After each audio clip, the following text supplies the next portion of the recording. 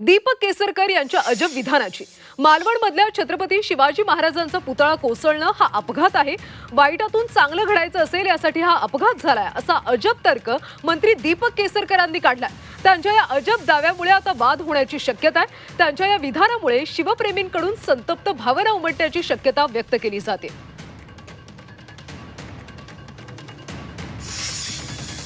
हा एक अपघात आहे आणि त्याच्यामुळे कोणी याच्यावर त्याच प्रकारे ते घ्यावं आणि कदाचित असं असेल की चांगल्या वाईटातून चांगलं घडायचं असेल आणि त्याच्यासाठी सुद्धा अपघात घडला असेल, काही सांगता येणार नाही।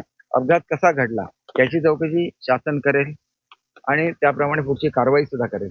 पण कारवाई केल्यामुळे भावना किंवा जखमा भरून येत नाही। जखमा भरून यायच्या असेल तर अतिशय भव्य असा पुतळा याच ठिकाणी तयार करणं, त्या परिसराचा संपूर्ण विकासासाठी महाराष्ट्र शासनाने एक विकास आराखडा बनवणं हे खऱ्या अर्थाने त्या ठिकाणी आदरांजली आणि नमन ठरेल।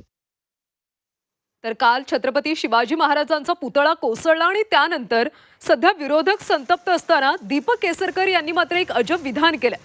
पुतळा कोसळणं हा अपघात आहे, वाईटातून चांगलं घडायचं असेल आणि यासाठी हा अपघात झाला असा अजब तर्क आता मंत्री दीपक केसरकरांनी काढला।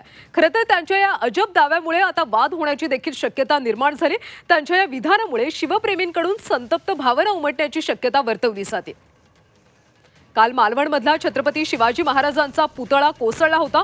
8 महिन्यांपूर्वीच खरं तर त्याचं लोकार्पण करण्यात आलं होतं आणि इतक्या कमी महिन्यांमध्ये हा पुतळा कोसळला।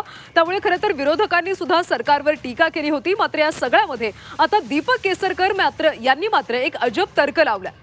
वाईटातून चांगलं घडायचं असेल आणि म्हणूनच हा अपघात झाला असा तर्क मंत्री दीपक केसरकरांनी काढला।